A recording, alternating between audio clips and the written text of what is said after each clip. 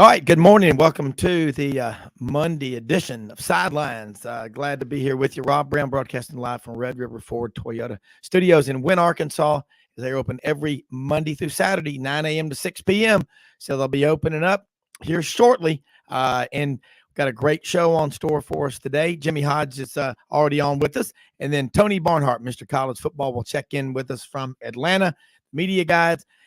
Second segment, Dave Schultz, WNSP down in Mobile. Top of hour number 2, Wesley Britt, the big guy, checks in from down in somewhere. He's probably out campaigning, but with his wife. But we'll be talking with him about some Alabama and SEC football. And in the fourth segment, we'll be joined by Wes Moore, ESPN 103.7 The Buzz in Little Rock, with you 8 to 10 a.m. Central, 9 to 11 a.m. East of the Chattahoochee. I know Tony's on a tight schedule, so we're going straight to him, man. And folks, let me say, Tony, as always, thank you for taking time out of your Monday morning. Love having you on. It's game week. It started Friday night, so we've already got some games underway. Vanderbilt 63, Hawaii 10. I can't remember the last time Vanderbilt scored 63 points.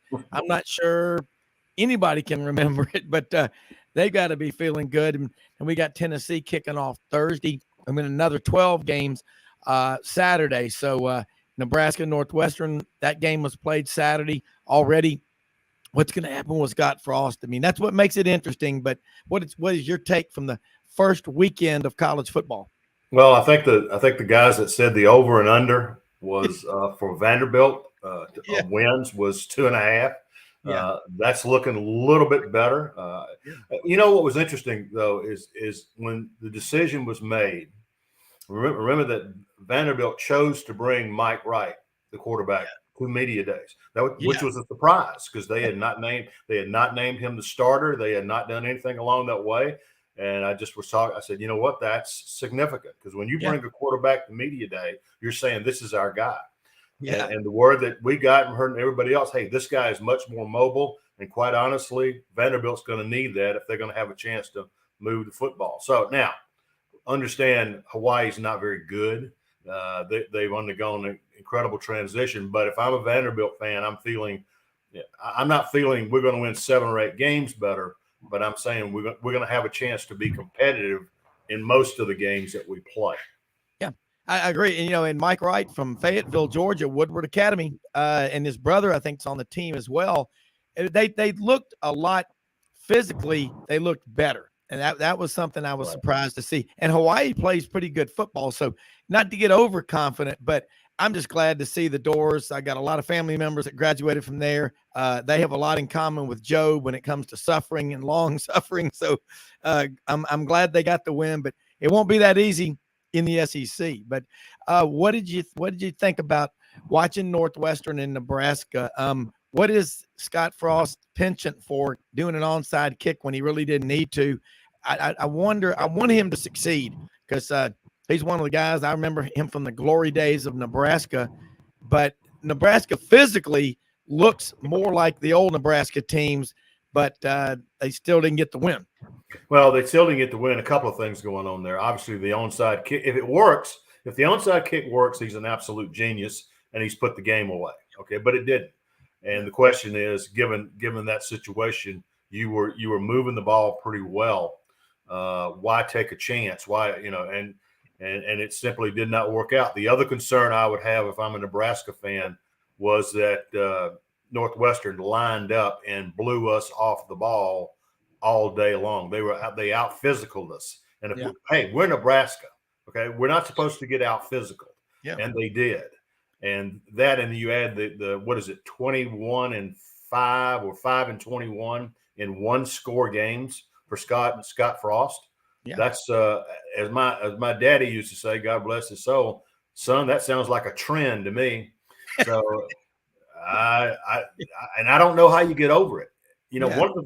Think about this. Maybe he was knowing how he was doing in one score, one possession games. You know what? I got to think outside the box. I got to be aggressive. I got to do stuff that I wouldn't normally do. Yeah. Hence the onside kick. So it's gonna be interesting moving forward because they're going to have to play better. One last thing on that caught my eye. He hires, talking about Scott Frost, he hires Mark Whipple, one of the best offensive coordinators in the game to dress things up. And then they score, 28 points? And after the game, Scott Frost says, well, our coaching staff needs to learn in this league. You got to be more creative. Are you kidding me? You just lost 31-28 and you're throwing your offensive coaches under the bus? Yeah. You got to be kidding me. So we'll see. Yeah, I that reminds me of, Terry Bowden and the 96 Auburn LSU game, the night the barn burned. I was at that game and flames were coming up. And at the end of the game, Auburn had some struggles in the kicking game. I heard Terry Bowden on the post game on the Auburn Network say that the collapse of the kicker, Jared Holmes, reminded him of Greg Norman's collapse on the back nine at Augusta. And I was like, it was collectively, Tony, everybody there on campus was like, he just threw. You don't ever do that. And I just think you always take the blame. Always take the blame. It is, for 2 years living at Fort Benning as a TV reporter, I never heard one officer ever say, other than if one man in my platoon, if there's 50 or 70 screws up, it's my you-know-what on the line. That's just that's basic leadership. Jimmy, jump in here with Tony Barnhart, Mr. College Football. Yeah, Tony, what was especially bothersome with Frost throwing his offensive coaches under the bus, he does that conveniently ignoring that he made that critical onside kick decision. When you seem to have been in a position to take control of the game. So after game one, you're right, that's really disturbing. But what was really bothersome also, and you mentioned it, but especially in the fourth quarter, Northwestern just lined up and punched Nebraska's defensive front in the mouth. Yep. There's like 5 minutes left in the game. The outcome is on the line. Nebraska backs them up to, I think, the 2-yard line. And I think they just ran the ball 11 times in a row and drove all the way down to like the Nebraska 35 and then backed them up, inside the 10 with very little time left. And Nebraska really didn't have a reasonable shot at driving down the field, to try to pull it out. But again, and if you're a Nebraska fan, you're thinking, this is a team that we beat 56-7 last year. And a lot of Northwestern players were on that team, and they certainly remembered it. And Nebraska had 22 transfers come in off the portal. But talent-wise, they were better, but it was just concerning to me that they just seemed to run out of gas in the second half. Yep, that's exactly what happened, and Pat Fitzgerald knew it. Okay, he could tell his coaches, "Hey guys, don't worry about it. Just keep running the ball. It's going to pay off in the fourth quarter," and that's exactly what happened. Tony, looking ahead now this week, lot of big games. Thursday night you got Tennessee and Ball State, but Saturday Mercedes-Benz Stadium, that's going to be a great game. Oregon coming to town with whoever the quarterback is. Maybe it's Bo Nix, I don't know, but Dan Lanning knows a little about Georgia. Kirby Smart knows a little about him. That's intriguing. And Utah, Florida, and then Sunday night, Florida State, LSU. I'm not trying to leave any games out, but those are big ones that are coming up. Which of those three is the most interesting? Oh, Utah, Florida. It's the best game on the board this weekend. How about this? Utah's flying all the way across the country, and they are a 2-point favorite in the swamp to beat Florida. How about in Billy Napier's first game? Yeah. So that's one layer of intrigue. You're talking about Utah, the defending Pac-12 champions. Kyle Whittingham has done an incredible job. A lot of people are picking them to win their division and probably play, of all people, Oregon for the championship, for the Pac-12 championship. So that's going to be with everything going on, that's going to be a great atmosphere. Yeah, and we were watching, my wife and I and MJ over last night, that Saturdays Down South, Chapter 7 and Chapter 8, and Buddy Martin was on there a lot, and you've been in all these documentaries. It's great to get y'all's insight into these games. And you think about Utah coming in. This is year 18 for Kyle Whittingham, and Billy Napier has he's put together almost as many staff members as he has players on this Gator team. And then the other thing is this distraction about moving that Florida-Georgia game out of Jacksonville. I'm going to make a point because it's always, when Auburn's playing, I go to a lot of Auburn games, but I go to Georgia games. I go to different ones. I've got to make a point. And Jimmy, we both need to do this. We need to go down to Jacksonville at some point in the future, maybe this year, and see that game. But the Georgia-Florida game is a big, big game. And if Florida wins against Utah, I think that's going to really, really open up a lot of eyes, Tony. And I just something about Florida. You get that program going, they are. I guess Georgia, Florida. I just don't want that game to be moved out of Jacksonville. I'm getting kind of wound up about it. Well, I get wound up about it too. But the Georgia Florida game I can't say it's unique because you do have Texas Oklahoma at the state fairgrounds. It is a neutral site game, but there aren't many of them that are like that. And I've told you guys before, this is a game that myself and three of my fraternity brothers, we've been going down there for about 30, 35 years. We missed one here or there, but some of the guys have been there 35 straight years. We look forward to the tailgating. We look forward to playing golf. We look forward to going to our favorite restaurants. It is a social event that's built into the calendar of the Georgia and Florida people. So I think it's funny how when these things crop up, it always seems to be just about the time it's time to renegotiate the contract. It's kind of funny how that kind of happens. Yeah. So we'll see. But if excuse me, if Florida can beat Utah in the opener, it would be a shot in the arm of credibility because in his first game, Billy Napier would have beaten somebody he's not favored to beat at home. And that would be a real big deal. And don't forget about the Gators. The following week, Kentucky comes to Gainesville, and that will not be an easy game, I promise you. No. What about Sunday night at the Superdome in New Orleans, Florida State and LSU? You say, this is a huge game. Well, yeah, it's the first game for Brian Kelly, but it is Mike Norvell. They got to warm up with Duquesne, but Mike Norvell, I watched what he did at Memphis, and it was a miracle. He got him to 12 wins and a Cotton Bowl. Do you think he's going to have success at Florida State? And I'm not saying that means they have to win Sunday night.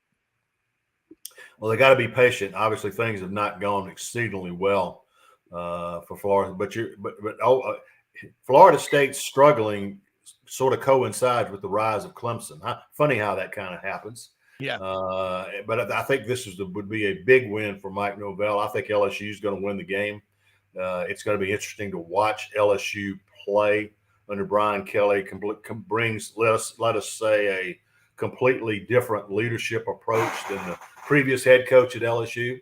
And that's going to be interesting to watch. It's going to be interesting to watch Jaden Daniels, the transfer from Arizona State at quarterback. He's going to end up being the guy, and that's going to be interesting to watch. So there's a lot of good storylines going on in that game. Yeah, and I know you've got a tight schedule this morning. One other one, the ACC.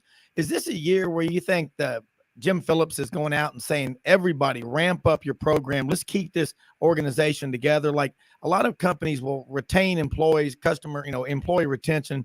They use a 401k, paid vacation, healthcare, whatever. It seems like that might be a good approach to take with the ACC. Keep them together. Yeah, they need to stay together. They need to ramp up. Listen, I've said this for years. Clemson is a very good program. Won 2 national championships in the last 4 or 5 years. But Florida State's got to be Florida State. Miami's got to be Miami. North Carolina's got to be North Carolina. Virginia Tech's got to be Virginia Tech. And those programs have work to do. You could when Frank Beeman was there, you could count on Virginia Tech being a 9-10 win team every year.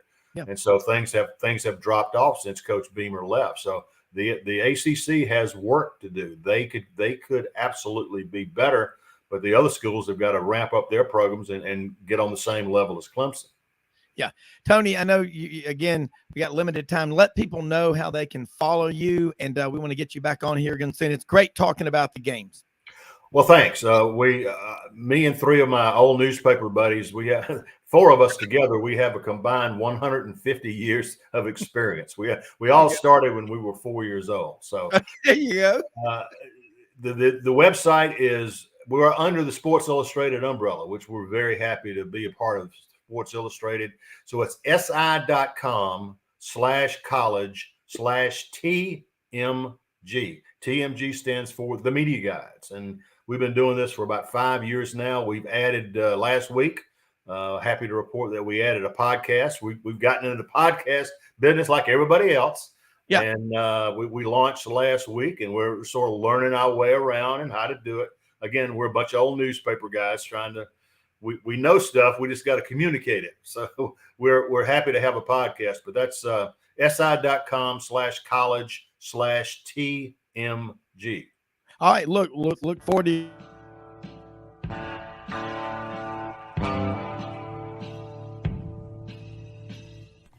Red River Ford and Toyota, located in Wynne, Arkansas. If you're in the market for a new or used car, truck, or SUV, call, go online, or drop by and see them. Located 45 minutes from Memphis, go off the 4-city exit on I-40 and go north about 15 minutes on Highway 1.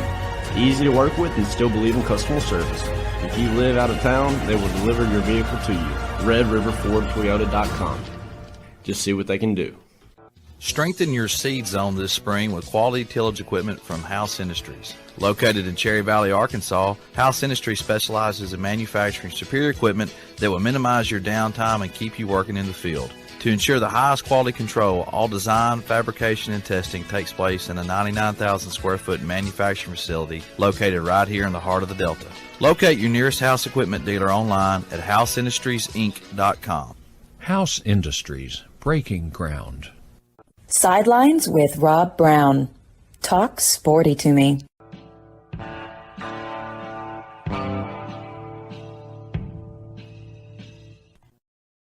All right. Hey, great stuff there with Tony Barnhart. And Jimmy, it's interesting. We talk about these big opening games in the SEC. Utah, a 2-point favorite coming to the Swamp. The Swamp is not an easy place to play. And we know that is one of the toughest atmospheres in all of college football. But, we and a lot of people make sport of the Pac-12. You know what? Go play them at their place during the regular season. Quit basing your opinions of other conferences by bowl games. That's not a fair measure. It's not even close. You've got a 4 or 5 week layoff, and a lot of the players, I hate to say it, they don't care. They have a pout face, and they don't want to be there. How many times did we have to hear Gus Malzahn say, "We're going down to that bowl game to get butter"? Well, and they'd get their rear end spanked. You've got to have a team full of guys that want to win. Jimmy, this Utah team coming in against Florida, that's a big game. But the next week, you've got Kentucky. That's another team that a lot of people are really hyping. They've won 10 games twice in the last 4 years. We got a few minutes here before Dave Schultz from Mobile joins us. Are you buying all the Kentucky? I'm not saying it's hype like, there's nothing to base it on, because they've got a stud quarterback coming back. Sure, I do. Their line on both sides of the ball is stout. I mean, they don't get knocked around anymore like they used to. Correct. The SEC is a line of scrimmage league. I mean, they've won 10 games now, twice in the last 4 seasons. Yeah. I mean, that's a program you got to take seriously. Yeah. Yeah. Granted, they play in the East. It's not as strong as the West, but still, what they've been able to do under Mark Stoops has been impressive by any measure. So, also, they play power ball control football, and that can wear opponents down, and that's really gotten the respect of a lot of Eastern Division rivals in the SEC. So, it's going to be especially tougher for Florida to prepare for that game after opening with Utah, because they can take something out of you, because there's been a lot of hype leading up to this game. Yeah. And they're going to have a really tough test in that second week, but they don't have time to even think about Kentucky right now, because you're playing a team that won the Pac-12, was in the Rose Bowl this year, and they're also the favorite to do that again this year. So Kentucky, though, is a program I can promise you everybody on their schedule is taken seriously.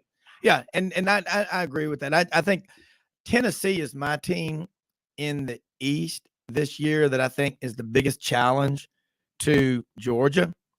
But Florida, Billy Napier, he won his average. He was 40-12 in 4 years at University of Louisiana Lafayette, ULL. You're at a place, Florida, and you've got talent everywhere. You've got more competition in the state. Granted, he had to compete with LSU. I mean, come on. I think Billy Napier is going to be successful at Florida. I don't know if he's going to open up 2-0 against Utah and Kentucky. Those are going to be tough matchups. All right. Now, looking at Tennessee, Jimmy, and we talk about them a lot. They've got a lot of people thinking they're going to win 9 or 10 games. Their offense is really strong. They can run the ball. They can throw it. You got Cedric Tillman back as a receiver, but you got to have depth. Kind of Cliff Note version. Does Tennessee have the depth on the defense, the front seven, in your opinion, to be a legitimate threat to Georgia? Well, I don't think we're going to know until we start playing for real. Because they did not have a good outing against Purdue, who was a team that was missing several starters coming into that game, especially at receiver. And Jimmy Himes told us a couple of weeks ago he was especially concerned about their corners.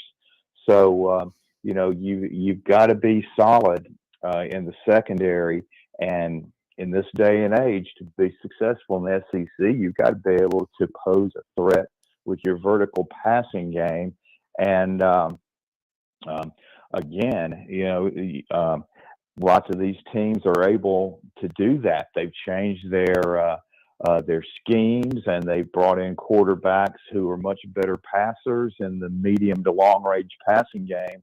And Tennessee's really got to bolster their pass coverage in the secondary, but especially those corners. And then if you choose to play man-to-man coverage, you can't allow those receivers to get any kind of separation, because these quarterbacks are too good. And then even the ones that are experienced, I mean, these were 4- and 5-star guys for the most part, these quarterbacks that are coming in. And once they get 3 or 4 games under their belt in game environments, I think they're going to adjust to the different things you experience in an actual SEC game. So secondary play is absolutely critical, and that's a place where Tennessee really has to improve. Yeah, they do. And that really, if you don't have a good pass rush, good surge up the middle, the defensive backs are going to they're going to struggle, because if the quarterback has time in the pocket, and it's not like they have all day, but 2 or 3 seconds to find their primary receiver, their second or third read, fourth, that's where you get in trouble. And that's where I see it happening with a lot of schools last year. And this is not just in the SEC, but a lot of people are doing that dollar package, not to sound like I'm Mr. Technical, but the dollar package is when you've got 3 guys rushing the passer and 8 dropping back. Your linebackers, your secondary. Everybody talks about the nickel back. All that is a 5th defensive back. No duh. Okay. The dime is when you got 6. The bottom line is that the quarters when you got 7. The dollar is 8. Well, you look at teams that are foolish enough to do that over and over and over. If a team's having success against you, rush 4. You can't make it too complicated. But the SEC is beginning to look a lot like, on defense, the Big 12, okay? Everybody wants those edge rushers to put pressure on the passer. And why is Alabama so strong this year? You've got Will Anderson, Dallas Turner. That is the reason why. It's not so much the guys on the inside of the line of scrimmage. It's those edge rushers. And football 25, 30 years ago, defensive linemen might have 250 or 300 tackles in a 3 or 4 year career if they were a starter. Now, if they have 150 in a 3 or 4 year career, that's big, because 25 or 30 years ago, football, the game came right at you. Now the game comes at you and runs wide. You've got RPOs. It's changed, Jimmy. And still, though, the teams that can get a big push up the middle, you blow the play up. Why was Jordan Davis so valuable at Georgia last year at 6'7", 300, and I don't know how many pounds? Let's say 340, just to be fair for, splits and giggles. He was given one task: to put opponents in third and long, Jimmy. If you got a Jordan Davis, you can blow teams' offensive lines up and change their entire approach to playing offense, can't you? Well, yeah, but you just don't get a defense like that very often with 5 guys picked in the first round. Yeah, I'm talking about Jordan Davis. Yeah. And even that defense, for whatever reason, just had all kinds of problems against Alabama's scheme. Yeah. And, even in the national championship game, I mean, Alabama looked like they were in control of the game until the Jamison Williams injury.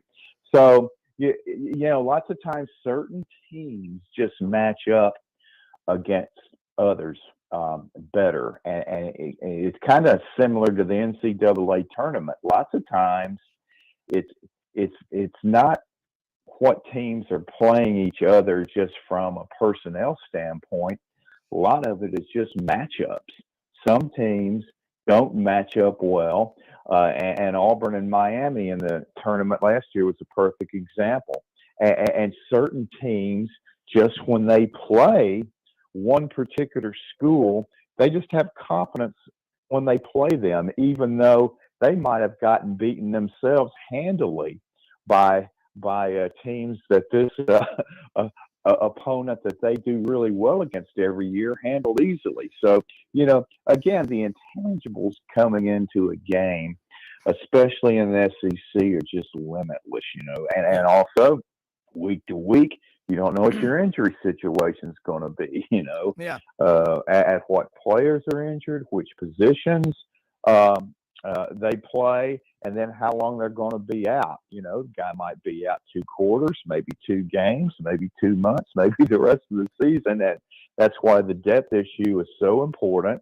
And again, I forget who we had on a couple of days ago, or maybe 2 or 3 days ago, but it's really critical to have a minimum of 44 players you can count on to perform in a game, because you talk about the 22 starters, and then your goal is to have a quality backup for each one of those guys, so that if one of those starters is out for any length of time, you're going to be able to bring in a player that doesn't represent a significant drop-off from what you had with your starter. Yeah, and that's what will eat you alive. And, I mean, I know in recruiting every year you want to have in a class, you want to have a couple of difference makers on offense and defense, and you better have difference makers on special teams. I mean, that's an area some teams just neglect, and it's about a third of every game. So Dave Schultz will join us here momentarily from Mobile. Just heard him popping up here on StreamYard with us, video. I want to say, hey, man, everybody listening on Kicks 96.3 in the Lake Martin area, Alexander City, Central Alabama. Glad to be on here with you. Look forward to bringing SEC coverage about Auburn, Alabama, and the SEC, ACC, college football to the most passionate college sports fans in America, great people in the great state of Alabama. Dave Schultz, you live in the great state of Alabama. People are kind of passionate about their college football. Good morning. Morning. You're so lucky. Mobile, growing up, hey, let's go through the tunnel. Let's honk the horns. Let's go across I-10. Right. There's nothing like being stuck in a traffic jam on going across Mobile Bay. It can be days, it seems like. But I did that. Yeah. Yeah. You wake up every day in paradise down there on the Gulf Coast of Alabama. I mean, it is great, but I know college football right now, a lot of people talking about it. What I love about you is your versatility. You're like a Swiss Army knife, man. You're a Syracuse grad, part of the Q's Nation. You know football up there, pro football, college football, and you were at Louisiana Lafayette for a while. I guess the first year of Billy Napier, correct?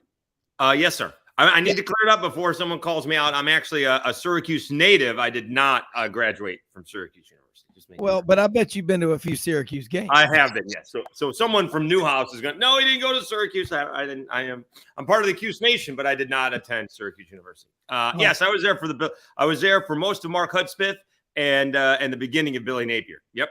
Yeah, well, and he's a guy I'm sure got to spend some time around him, kind of like open our eyes. Buddy Martin and Franz Beard, Gatorbait Media, and all that they know about him is they like him a lot. And as Buddy Martin says, don't fall in love on the first date. But what can you tell us about Billy Napier? He seems like a guy that's a big time planner. He is. He's incredibly well organized, and I'm still very interested in what kind of offense. Maybe we've discussed this or not, Rob. What kind of offense he's going to run eventually at Florida, because he walked into a situation with the Cajuns with not one, but two NFL offensive linemen. Dotson, who now plays for the Steelers, Rob Hunt, who now plays for the Miami Dolphins, was on his offensive line when he arrived. And then he arrived with Elijah Mitchell, who's now with the 49ers. Trey Regis was in camp, but he was the little veteran. And Raymond Clay Jr., who was the speedster. So he arrived with a little bit of talent. Jamarcus Bradley's been on and off NFL rosters. And then he got a guy, Levi Lewis, was at UL for 5 years. Okay. He stayed an extra year. I don't know if it was because of COVID or whatever the case was, but he actually told Mark Hudspeth, Coach, don't worry about the redshirt year. I'm going to leave after 3.5 years anyways. Then, he stayed for, 5. So Levi Lewis was Billy Napier's starting quarterback for 3 seasons. He never quite got to the level that I was hoping for, although last year his deep ball was spectacular. He was on the money more so than I'd ever seen before. And so we'll see what happens if, is he going to run the ball? What's he got, in the SEC on that offensive line? It's one thing in the Sun Belt to have one NFL guy on the offensive line, but when you have 2, you're going to end up dominating some teams. And that's what they ended up doing, just running the football. I was told the Cajuns, had had 1 turnover in their last 9 games. Yeah. That's insane. So, he is aggressive, right? Scared money, don't make money. He's going for it on 4th down right before the end of the half without a timeout. Yeah. Last year. And so it'll be interesting. And certainly, he is not getting what Auburn's getting. Mercer and San Jose State. He's starting out with Utah and on the road to Kentucky. So he may start out 0-2.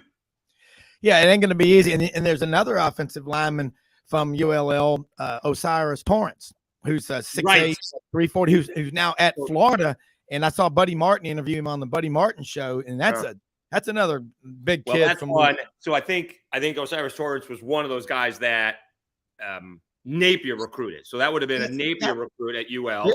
And so think about he's like in the top 25 in players in the SEC. Think of what he would have done if he was with the Cajuns this year. Also, is it Montreal Jordan? Is that right? They got a running back from UL as well that could see some playing time for the Gators. So he brought some talent. That's why I'm not very high on the Cajuns this year. Trying to do what they do. They were picked to win it. We'll see about the Gators. I don't think they'll get blown out a lot this year, right? Outside of maybe Georgia. All right, We'll see what happens when they play Tennessee with that defense or with that offense that Tennessee has. But I would expect him to be very well organized and raring to go this week against Utah. Yeah, we're about to take a break. We're going to come back, get more into these games coming up this weekend. But I'm just fascinated by what you've been seeing happening at Louisiana Lafayette, baseball, football. They've done a really good job of building a program out there. And again, Billy Napier has about 60 plus support personnel on that football staff. But that was the whole football staff. That's not just the analysts and the that was the entire football staff. Yeah, I think it's everybody. By the way, Rob, I don't know. I know you're going to break. I don't know if have you ever seen a double squeeze before? Runners on at 2nd and 3rd, and you score 2 runs. The guy behind me, the late, great Tony Robichaux, number 36, I saw that first year I was in Lafayette. I didn't know what I saw. You lay down a bunt to the third baseman, and not only does the run from 3rd come home, but the runner comes all the way around from 2nd. I'd never seen anything like that before. Cajuns were number 1 team in the nation. Incredible. Hey, we'll be right back. We're going to talk about it.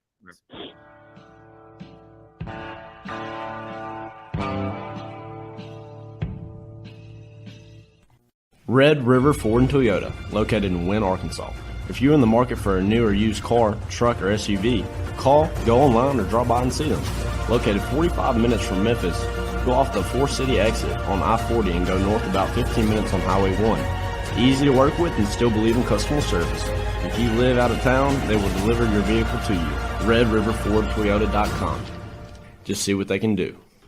Strengthen your seed zone this spring with quality tillage equipment from House Industries. Located in Cherry Valley, Arkansas, House Industries specializes in manufacturing superior equipment that will minimize your downtime and keep you working in the field. To ensure the highest quality control, all design, fabrication, and testing takes place in a 99,000 square foot manufacturing facility located right here in the heart of the Delta.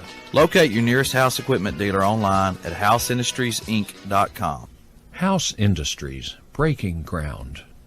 Sidelines with Rob Brown. Talk sporty to me.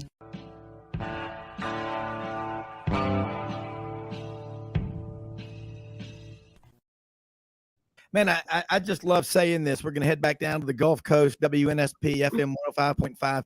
Ladies and gentlemen, the first FM radio station in America to be all sports format. So that's a big deal. So, but I just think about Wenzel's Oyster House and all the great Constantines and all the great seafood places down there on the Gulf Coast. And when Dave is on, it just puts me in a great mood. But Dave, looking now at this big picture in the SEC, Auburn looks like TJ Finley now. He's going to be the starting quarterback.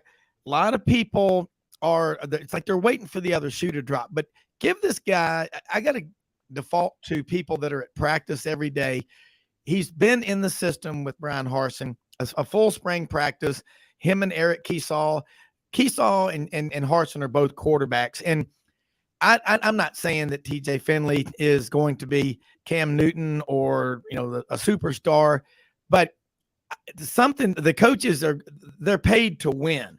And contrary to what everybody thinks, I don't think Harsin's in any less danger or more danger now that Alan Green is out as the AD. Somebody's got to be the starter. That doesn't mean if it doesn't work out, you can't make a change. But Stuart Carter, Stat Tiger, was on the show with us last week, and we'll get him back on this week. I think he said he was 6 or 7 passes away last year, pass completions, from having a very high quarterback rating, close to about a 140. Everybody remembers when you make a mistake or two. Granted, there's something about TJ Finley that they must think is good, or they wouldn't name him starter. They're not dumb. Unfortunately, most fans think they're smarter than the coaches. Well, a couple things with that. Going back to last year, I was actually more disappointed in the coaching than I was in TJ Finley. Right? I got a 10-0 lead. Alabama hasn't done anything. Why am I throwing the football? So TJ Finley throws an interception, and they end up scoring a field goal. And then they come back and they throw it again, and they almost threw another interception. So I put that more on the coaching staff than on TJ Finley. And then he just didn't play well against South Carolina and Houston. Should also be noted, though, this is the first time that heading into the spring, right, or into the spring and now into the season, that TJ Finley was the number one, going to be the guy, right? He had to come in for an injured Miles Brennan as a freshman. So you're not the guy, right? He was never going to be the guy at LSU to begin with because Miles Brennan had been there for a few years. And then he's coming in behind Bo Nix. So Bo Nix is the guy. And so now he's coming in behind Bo Nix. And I don't think the coaching staff I don't think the coaching staff handled that well. They probably should have, we're going to run it, and we got to win that way, and maybe TJ can make a couple plays for us instead of he was airing it out against Houston, and it made no sense. So let's see if they can, with a full spring and a full fall camp, that apparently he was the guy from the get-go. Because Rob, when we met, everyone was telling me it was Zach Calzada. Zach Calzada this, Zach Calzada this, and Zach Calzada that, and find out that Zach Calzada is number 3 on the depth chart, basically. Yeah. And so we'll give TJ Finley a chance. And, unlike Florida, he's got Mercer coming in, who did put up a lot of points this week, against Morehead State, and then San Jose State, who was good a couple of years ago. So, he's got to produce a little bit. Again, I would think that they wouldn't. I mean, you don't want to get too cautious, right? They're not going to show too much that they might do against Penn State, because you should be able to beat Mercer and San Jose State with a very vanilla offense and a very vanilla defense and still put up, 45 or 50 points or something along those lines. So let's see how it plays before we judge, and then we'll see what he does, against Penn State. And, They need to be Auburn. If you don't think that the hot seat is there on Brian Harsin because Jalen Green is gone, I don't know if it's any hotter. It's certainly going to be hot. Yeah. But if they're any less than 4-1 coming out of the first 5 games, because those are all at home, it's unheard of to have 5 straight games at home. Alabama is actually playing a road game at Texas, whereas Auburn is playing 5 straight home games. They need to be 4-1 or 5-0, or it's going to be a little bit more warm under Brian Harsin's seat. Yeah, that's what I'm saying. Is it doesn't matter if Alan Green was there or not. Even he hired Brian Harsin, but the seat. If you're at Auburn or Alabama, the seat gets hot after any loss. As crazy as that sounds, but what's funny about the transfer portal, and I'm gonna get Jimmy in here in a sec. If you're Max Johnson, you led your team to a come from behind win at home to beat A&M.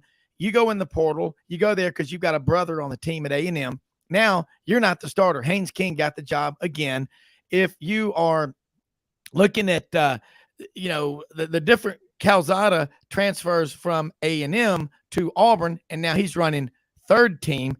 I think Mac Brown said it a couple of weeks ago on Paul Feinbaum's show.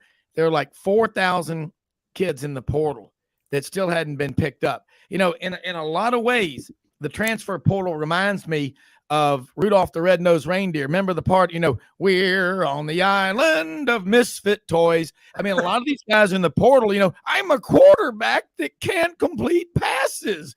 I'm a running back that can't run between the tackles. Nobody will want me. That's what the problem is. Sometimes you're better off just staying where you were before you land in the island of a mess that the portal. I know the portal can be wonderful, but there's a lot more people that are stuck in there that have not been picked up because coaches talk. Jimmy, jump in here. I mean, but we're talking about the games, but you can't. It's just like junior college. You want to build your team, if you can, out of great high school kids and grab a few guys in the Alabama basically has an audition for who they get, but you got to be very careful if you're reaching when you go to the portal. It's like Auburn or Alabama signing a kid from Washington State, a 3-star, when they could get the kid from there at, Hoover or Thompson or Williamson down in Mobile that will never quit on you because he's an in-state kid and he can never go home if he quits. Jimmy? Well, if you are looking to try to find a new destination, Hawaii and Nebraska might be 2 good spots. Hawaii has 51 transfer portal players on their 2022 roster. Nebraska has 22. And, of course, everybody made a big stink about Michigan State bringing in 15 transfer portal players last year, and 14 of them happened to be big contributors. I don't know how many they have this year, but that certainly started a trend. But I mean, it's a big part of now your success or failure as a college football program at this level, because again, it gives you an opportunity that's never been there before to instantly try to solve problems at different positions where you think your team needs a lot of help. But anyway, I do want to talk about the players that are on current rosters, and I couldn't help but think when I was watching the Utah State UConn game, I wanted to see what Utah State, looked like, because obviously they play in Tuscaloosa this week. But I was stunned, and I thought I'd never be even talking about this subject, but how Jim Mora had UConn ready to play. Yeah. I mean, this is a program that was just in the abyss, really. And he took over in late December, early January. And had they not lost their quarterback in the first series of the game, they very well could have beaten Utah State. And it just tells you in my mind how important coaching and a coaching staff can be just to turn around the psyche of a program and the way they played against Utah State. And again, and there were a couple of questionable calls in that game that really were big too. But you get the right coach in any situation, it can turn you around in a hurry. But watching Utah State, though, judging what happened against UConn, I think they're going to have a bit of trouble handling Alabama's running game. Yeah. Jimmy, I was going to say that. I'm like, Bryce Young's probably not going to have a big day because all he's going to do is hand the ball off to Jason McClellan, Jahmyr Gibbs, Trey Sanders, because especially in the second half, UConn was running it down Utah State's throat. Yeah. Dave, Yeah. Jimmy's talking about UConn, and that is we know they had some, when Randy Edsall was there, they had some success. Then he left and he came back and he couldn't do it a second time. But there are a lot of people up there, and Syracuse has had a lot of success, but now that they're struggling, that you want to see football, Dave, good all over the country. So I mean, I'm glad for that. I mean, they got beat 31-20, but at Utah State's coming in to Tuscaloosa this weekend. Blake Anderson, they were 11-3 last year. They're going to be better than Ezra. Well, Blake Anderson's a great story, tragic story, right? He was the head coach of Arkansas State, and his wife got sick and unfortunately passed away. And, he just needed to put that behind him. And he went out to Utah State and, took over after Jordan Love left and turned it around. Cause he's, like you said, and Jimmy said, he's a really good coach. Yeah. So I don't think that game's going to be close. I don't know if it's going to be 40. The line is 39.5 or something like that, because I think Alabama's just going to run the football. I'd be shocked if Bryce Young had 20 pass attempts in this game, because I think he's going to play 2.5 quarters at most. And I think the running game is just they're going to ground and pound. It's not going to be all that difficult based on what we saw UConn do to Utah State. Yeah. Got to ask you now, Sunday night in the Superdome, LSU, Florida State. Yeah. You're down on that Gulf Coast, Florida State, LSU. I mean, LSU comes into Mobile. They love to recruit the Gulf Coast down there. Mm-hmm. It's game one for Brian Kelly. So he's going to have some time. I believe he'll be successful.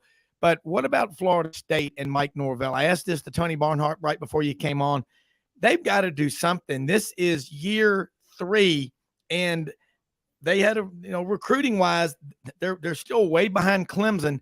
Are they showing signs that they're going to win 8 or 9 this year? Or are they going to be lucky to be 500? Well, I mean, this is a big ball game, right? We still don't know. Does anybody know? Do we know who the starting quarterback is for LSU? Because that hasn't come out yet.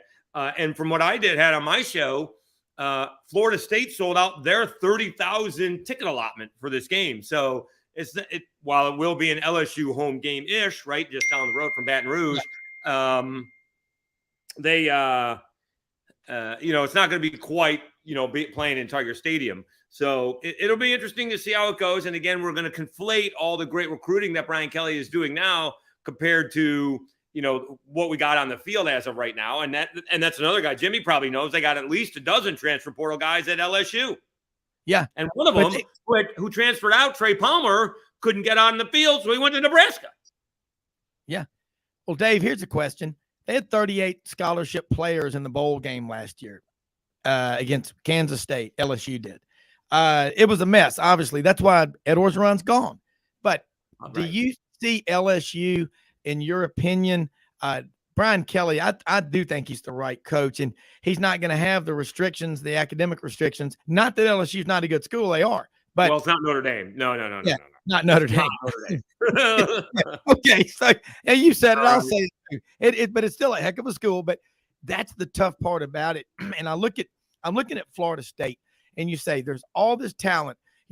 Max Howell used to say, let's have an all-star game with the players, 20, 30 miles north and south of I-10 versus the best players 20, 30 miles north of I-20, north and south of I-20, and have that game, in Jacksonville or something like that. But Florida State, the Gators are with Billy Napier, they're back in it. Mario Cristobal's at Miami. I'm just asking you this about Florida State because I've followed them. You followed them for a long time. To screw that up, you really got to work at it. And they did it. Mike Norvell, he can coach, but in this world we live in, is he going to have enough time? So, year 3 is enough time. And, go back and read about it. Whatever he did, he screwed it up in the COVID year, right? Yeah. I mean, the COVID's not his fault, but the way he handled it was, right? Yeah. Nick Saban handled it one way, Ed Orgeron handled it another way, and Mike Norvell handled it one way, and it just did not go over well in Florida State. But now, Florida State is recruiting. You got to go up against the Cristobal's. You got to go up against the Napiers. You got to go up against Kirby Smart, and you got to go up against Nick Saban and Brian Harsin trying to work in there as well. And he just hasn't recruited compared to, you haven't even brought up Scott Frost. I saw this on another show yesterday. Scott Frost has averaged a top 20 class at Nebraska and hasn't had a winning record yet. How do you do that? He's probably not good enough to win a national championship, but we're looking to go to a bowl game, go 8-5, go 9 wins or something like that, win 10 games, and he hasn't been able to do that. Mike Norvell hasn't been able to do either, hasn't been able to recruit or win.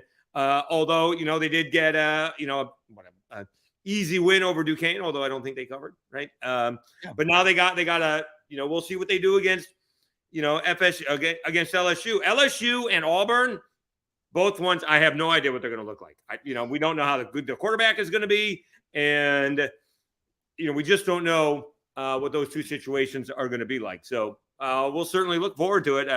We'll see what Florida State is as well. They seem to be a little bit of an afterthought in the ACC with Miami and Clemson.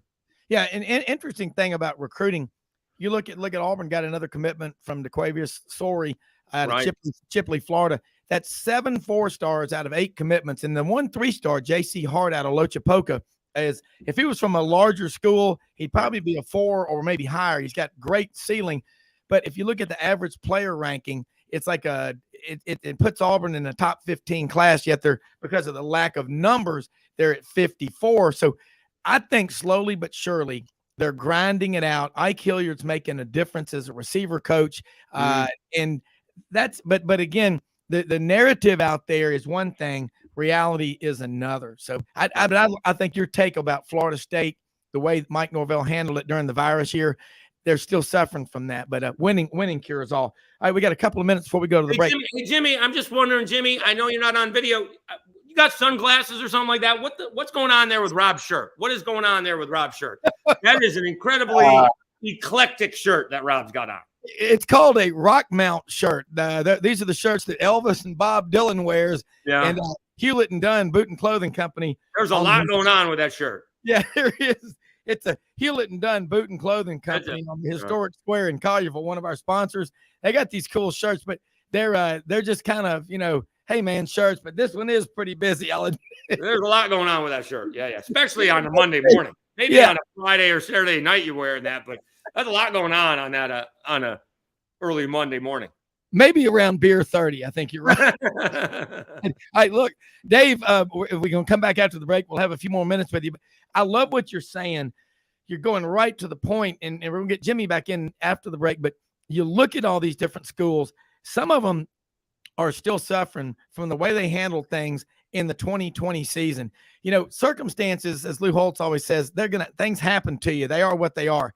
How you handle them, how you respond is going to define where you are and what you are going forward. Right. And I think a lot of schools are still, some of them, using these excuses. You cannot use excuses. You can't keep treading water. And that's what gets you in trouble. And it starts in recruiting and everything. And I think, too, fans are way too easy to take the clickbait, the negative narrative that's out there. They repeat stuff. I mean, people just forward emails and texts just every day without verifying. Remember what Reagan told Gorbachev, trust but verify. We'll be right back to talk more after this quick break.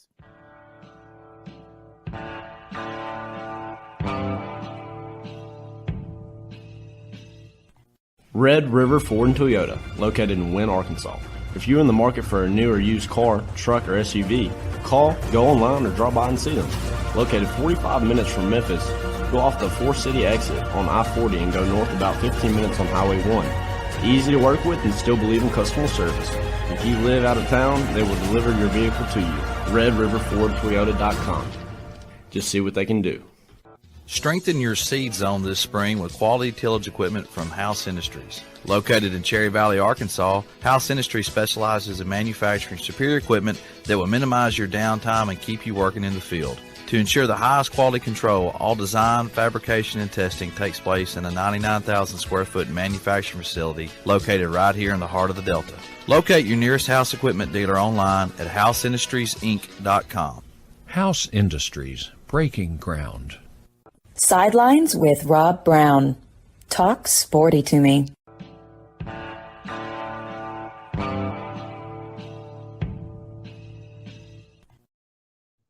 All right, Rob Brown back here with us. Dave Schultz, WNSP down in Mobile. Jimmy Hodge. This shirt it's very busy. Trying to figure out myself what's going on, but and we got the background of a football field. Man, it's a lot. You're right. It may be easier to look at this shirt when you're drinking heavily, but Dave, your callers down in Mobile. Obviously, you're inundated with Auburn and Alabama, but I know you got the LSU, Florida State, South Alabama, Southern Miss, and all like that. We love to talk about the SEC, and I get that it's the conference in America, but there are a lot of other conferences that play football. Do you feel like that with all this talk about super conference expansion, I would hope, and you're around South Alabama, you know these leagues, they're not saying, hey, man, it's just time to give up. I mean, I think they're digging in and fighting harder, aren't they? Yeah, I mean, I don't think South Alabama is, going to a super conference anytime soon. And the Sun Belt, despite, being a little bit behind, ends up coming out on top. They may be the fifth best or the sixth best conference or seventh best conference, in America. And before they weren't, right? I think adding Marshall and Old Dominion and James Madison and Southern Miss, which is right in there. I would have tried to get La Tech, but that was all politics. And, La Tech kind of positioned themselves not to be in the Sun Belt. And then when they wanted to be in the Sun Belt, they found themselves on the outside looking in. Yeah. I think South Alabama is perfectly positioned. They have some of the better facilities in the group of five. They got a brand new stadium. We need some nice weather. They have really not had good weather. It'd be nice to have, 20, 25,000 in there. They're playing a 4:00 game this Saturday, whereas Alabama and Auburn starting at 6 and 6:30. So maybe it can be filled for the first half against Nichols, and Nichols is not going to be pushover. So I will tell you, Rob, on a side note, I am very concerned about my Syracuse Orange. They could be on the outside looking in for one of these super conferences. They should have been on the phone to the Big Ten as soon as UCLA and USC said, hey, what about us? All right. Yeah. So, it could have matched up with Rutgers. You got a little Penn State in there. I'm very concerned about Syracuse, but I think South Alabama, South Alabama's just looking to become the Cajuns, not looking to become Alabama. They just want to be, contend every year in the division, in the conference, go to a bowl game, and then maybe once in a blue moon, have that, 12 in one season, like the Cajuns just did, and go from there. So I think South Alabama is perfectly positioned. You'd hope Kane Womack would have, a handful of good years, just like Billy Napier did, maybe stay an extra year like Napier did. Yeah. He had all those guys coming back and be successful like that, because that's where I think they are. They got a solid baseball team. The basketball coach is really good. He's sticking around, and softball is even pretty good. They hosted the Sun Belt this past year. So, I mean, South Alabama is well positioned for what South Alabama is. They need to grow and get a little bit more fan base here when they're playing home games. Well, what's interesting, we're about out of time, but you think about the number of high school football players in the state of Alabama. It's the number 6 state in the country for producing Division I players, 140 plus players. And Jason Caldwell, who's on with us a lot from Inside the Auburn Tigers, said the state of Alabama high school football is where Georgia was. It's a state 10 years ago. Georgia's now producing 250 plus. Metro Atlanta area is comparable to Dade, Broward, and Palm Beach counties in Florida. So it's big. Dave, I'm telling you, man, I hope and we'll talk about it next week. If you can come back on next week, love having you on.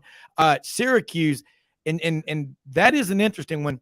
The Big Ten, if something changes, because you talk about natural rivalry, Syracuse against Penn State. I mean, there's a bunch of them, but all the money Syracuse has, somebody needs to be asking for it.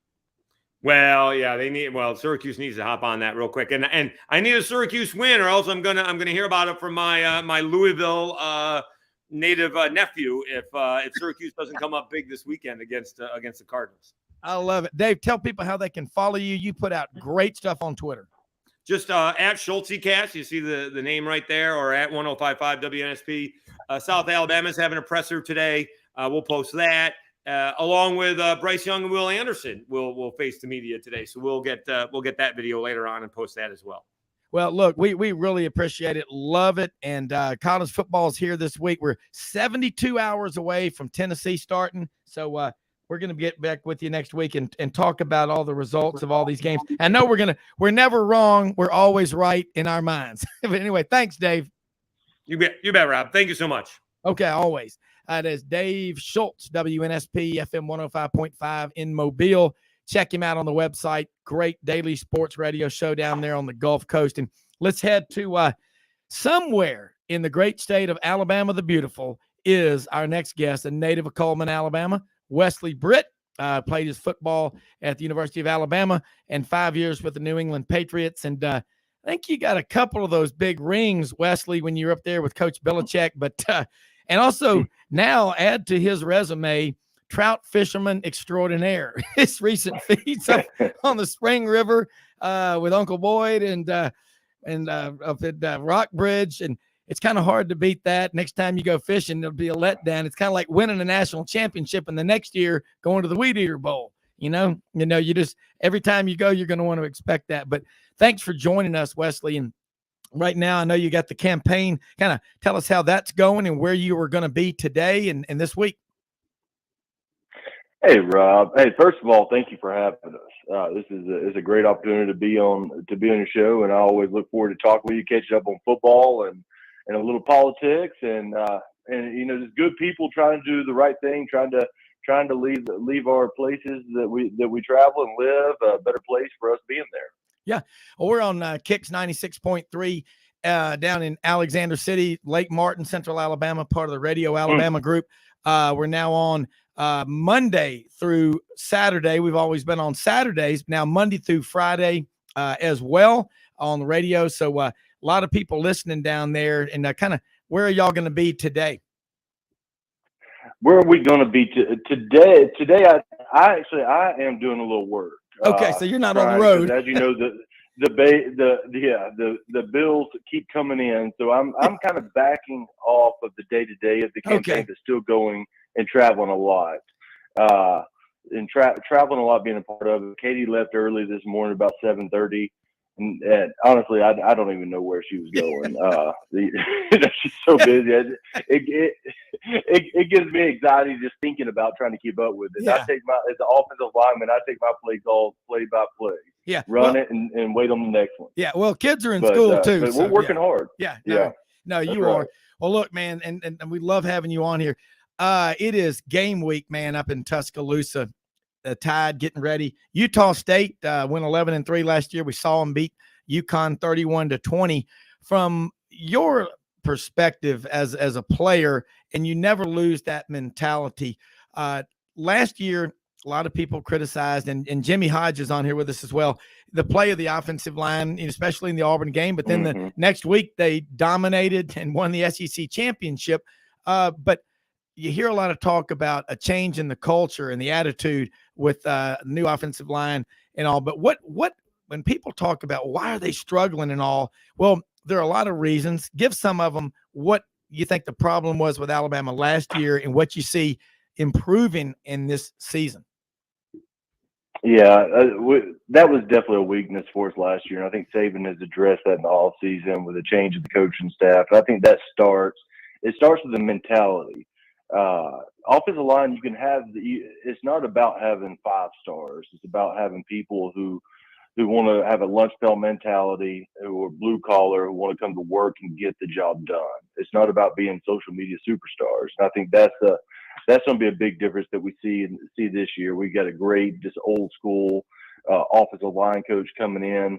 And I think he's going to really be Eric Walford's going to be that catalyst to get these guys right in the mentality, playing, being aggressive, gaining ground on their first step, focusing on the small stuff. We have 3 returning starters. We have a Vandy all conference transfer coming in. We're going to have the athletes. I mean, you see 4 or 5 stars coming in every year at that position. So you're going to have the players there. You're going to have the talent. It's all going to come down to the mentality. Are they playing as one unit? Are they able to put their self-interest on the side for what's best for the unit and what's best for the team? And if they do that and just come out with a bad attitude that want to make people pay, they've been hearing about their unit being the weakness on the team all year. They've been hearing that the sacks doubled last year as compared to 2020.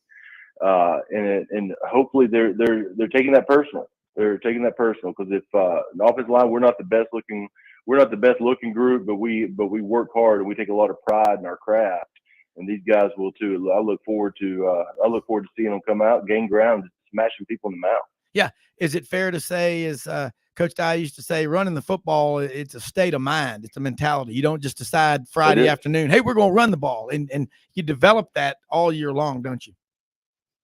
You do. And that's one thing we did. We had at the New England Patriots, we had an old school offensive line coach named Dante Scarnecchia. You know, he was a 5'6" former Marine that would just do chin-ups on our face mask every day and be all over us. And, you know, and after practice slapping us back, you know, I love you. That's my breath. I didn't mean to dog toast you like that. Like, you can't say that every day, Dante. Every day doesn't work, but you did know he cared about us, and you did know that that the mentality is going to be physical. He had been at the New England Patriots since 1986. And so we went out, and in preseason every year, the one thing people don't know about, I guess Dante retired a couple of years ago, so I don't know if they still do this, but I would bet they do, is in preseason, when you get in the goal line, everybody knows what play you're going to run. The whole league knows what you're going to do, and it hasn't changed. It hasn't changed since Belichick's been there, at least. And so they want to see that, hey, they know what the running plays are going to be when they know we're not going to pass the ball. And you know, so you just go out and you got to beat them. They know what you're about to do, so let's see what you got. Yeah.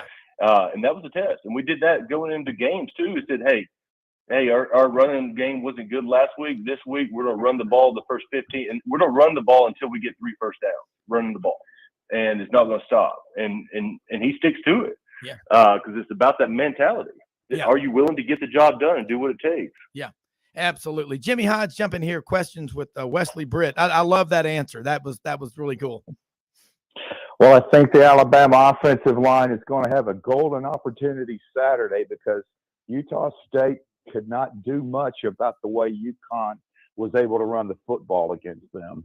I was really surprised with Utah State coming off an 11-win season, although they did lose a lot of players like everybody else.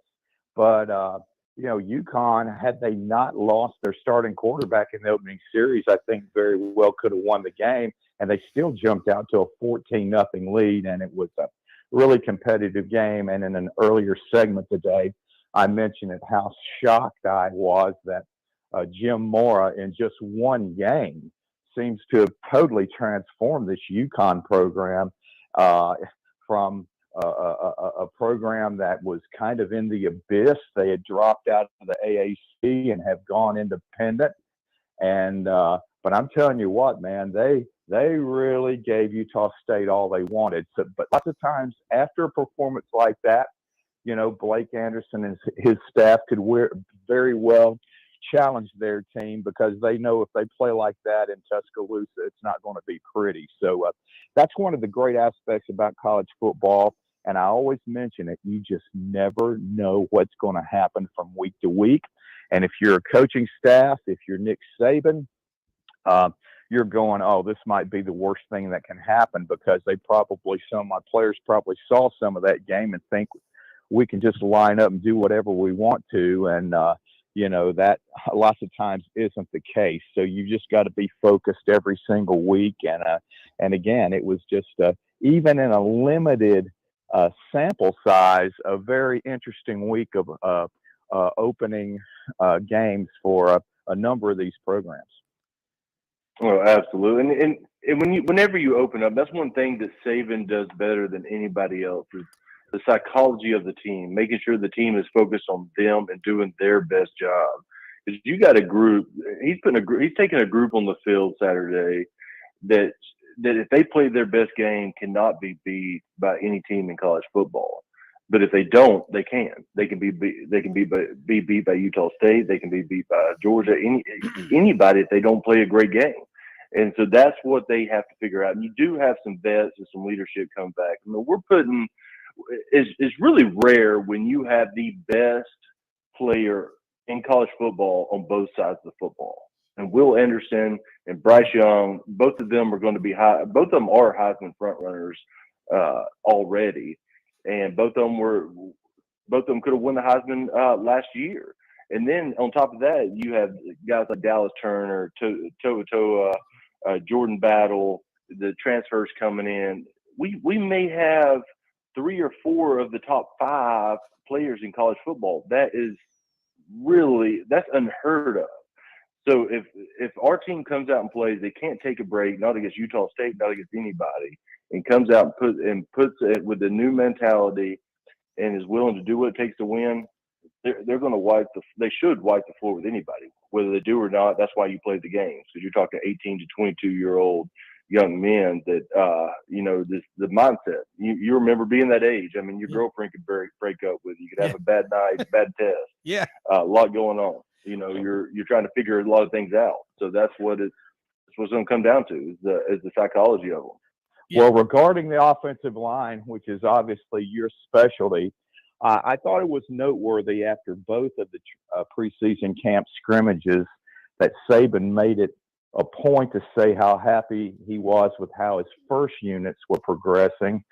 But he noted that, especially offensively, his second unit was really struggling. And that's code language for, I don't think those guys are even close to being ready to play in a game yet.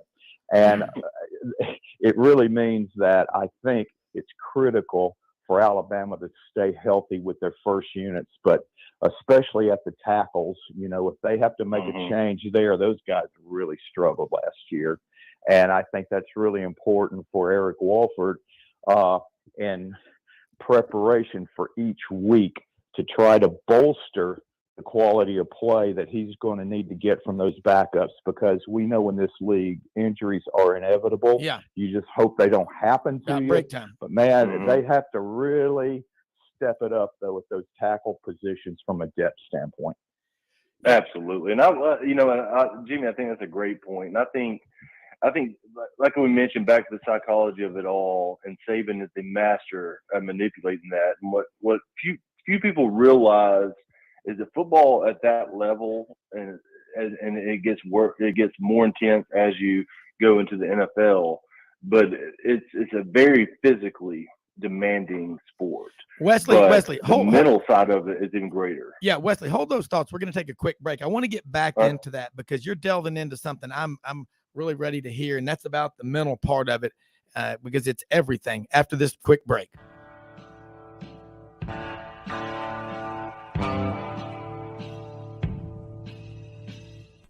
Red River Ford and Toyota, located in Wynne, Arkansas.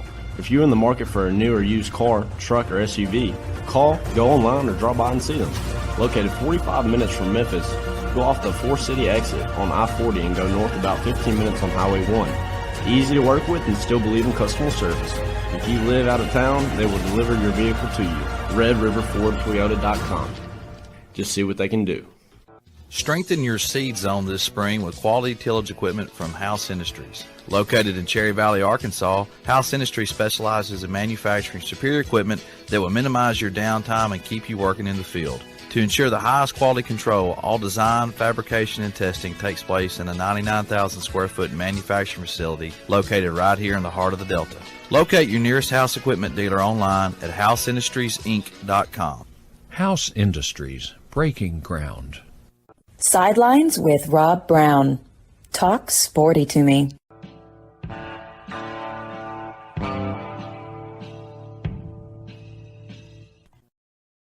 Right, Rob Brown back here with you, Jimmy Hodge and Wesley Britt. Wesley, you're talking before we went to the break about the mental part of playing football, especially on the offensive line. So let's keep going with that because this is really interesting. Yeah, so everybody knows how physically demanding the sport is, but as you advance to higher and higher levels, the mental aspect becomes more intense than the physical at times. And I think that's one of the things that Nick is really good at in training camp. When you're in camp and he's talking about the backup offensive lineman, he's trying to motivate them, because if they were good, if they were at the level where Saban says they were playing well, they would be starters, right? Yep. They would be starters, and that's that. And so the mental side of it, so that they're able to perform under extreme pressure and always continually put more and more pressure mentally and physically on these kids so that they can perform in any situation when it comes down to it. So so they're not having to think about every different blocking scheme for every play. If there's a Will Sam cross blitz or the T twist or whatever happens, they're able to react, and that just comes with mental and physical reps. Going through this in your head, going through it on paper, going through it on the whiteboards, and then going through it in practice. So they're practicing against the best, so they're going to have the chance to be the best. I got a question. I got a text from one of our listeners, John Paul Jones in Carrollton, Georgia, says, I watch football all the time in college, and I see the center when they come to the line of scrimmage before he snaps the ball, pointing all around him. What's going on? I mean, just put that in the vernacular for John Paul Jones. I mean, you tell him what's going on. Right. That's a good question. That's why you need all the offensive linemen are pretty, on most teams, when we were at New England, the smartest group as a whole, and the center in particular has to really have it going on upstairs. I mean, but what he's doing at that point is pointing out the Mike linebacker. So you're going to have, depending on the schemes that they're playing, they're going to have 3 or 4 defensive linemen who most of the time the offensive line is responsible for blocking. Just about 95% of the plays, the offensive lineman has that. But what linebackers are they responsible for? Yeah. So he points out the Mike linebacker. Then you know how to adjust your blocking scheme based on who the Mike linebacker is. So if your blocking scheme if you're responsible for the Jack or the Will or the Sam, you base that on where the Mike is, because they're always going to be the strong side. So it's a strong right, 56 is the Mike. That way, you know, Sam is to the right of the Mike, then Jack is to the left, then Will on the other side.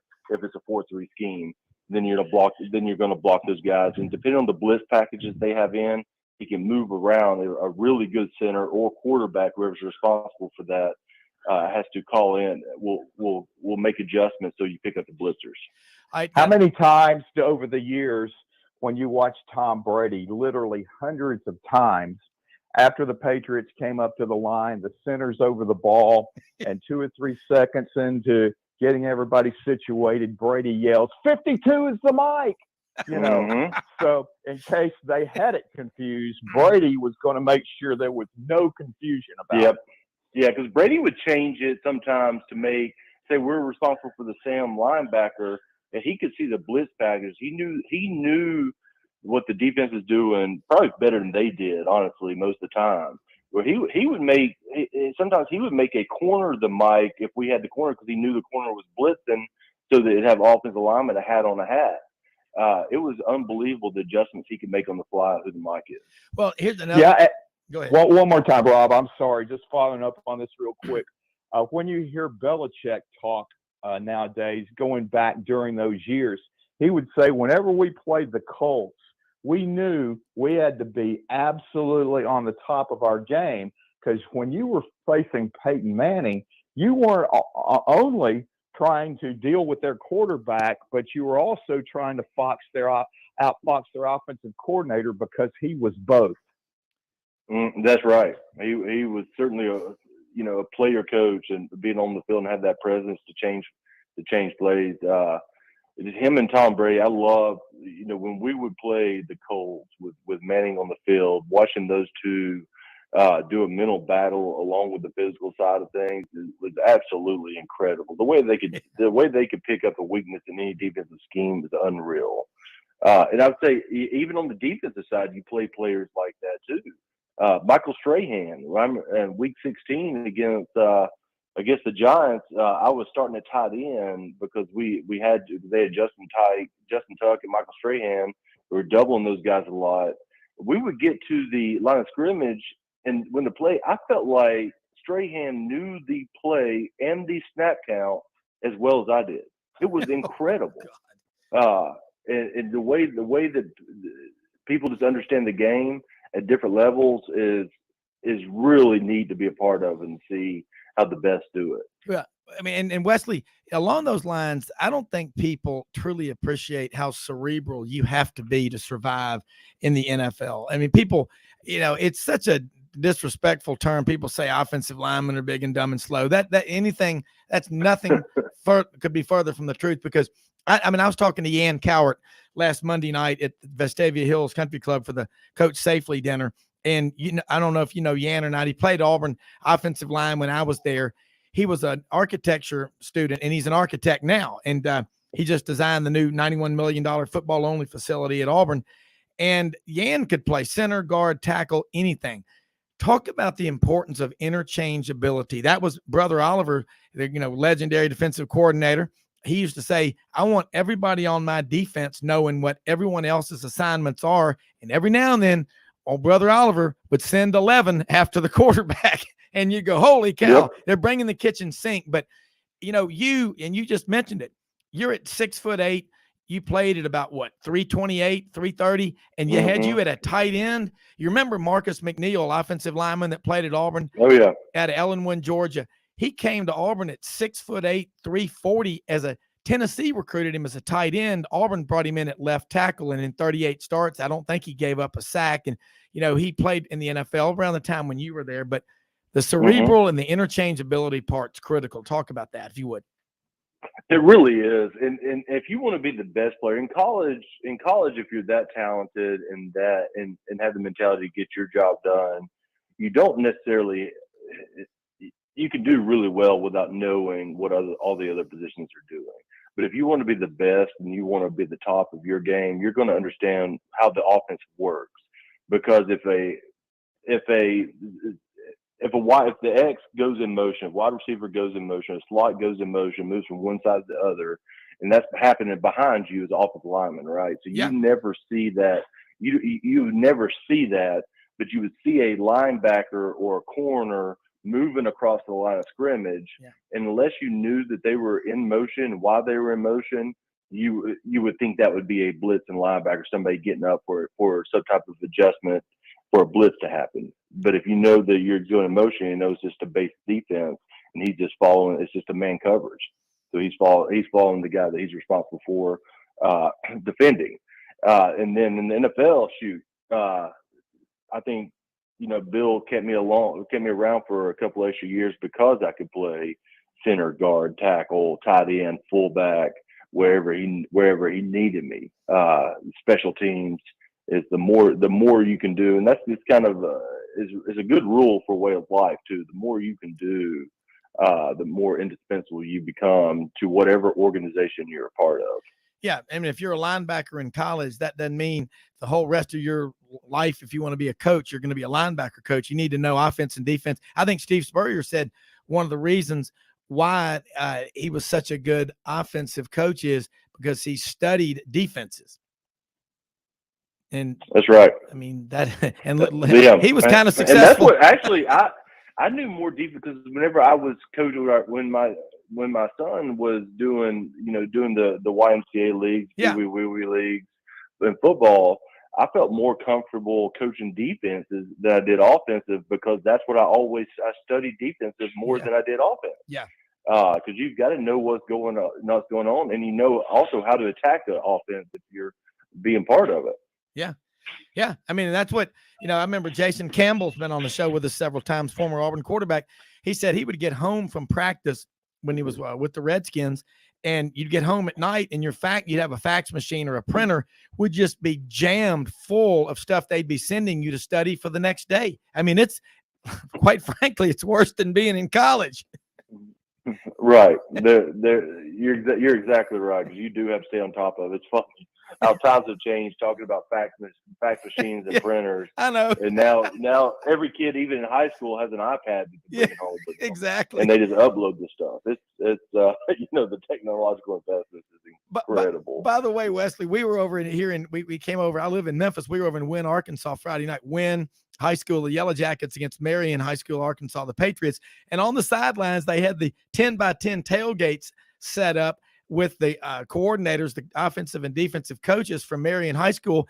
They had large 72-inch flat screens set up over there, and the players all had iPads, and they would get them over there and sit them down and break it down frame by frame. I mean, it's just it's changed a lot during the game. Yeah, this was during the game. Wow.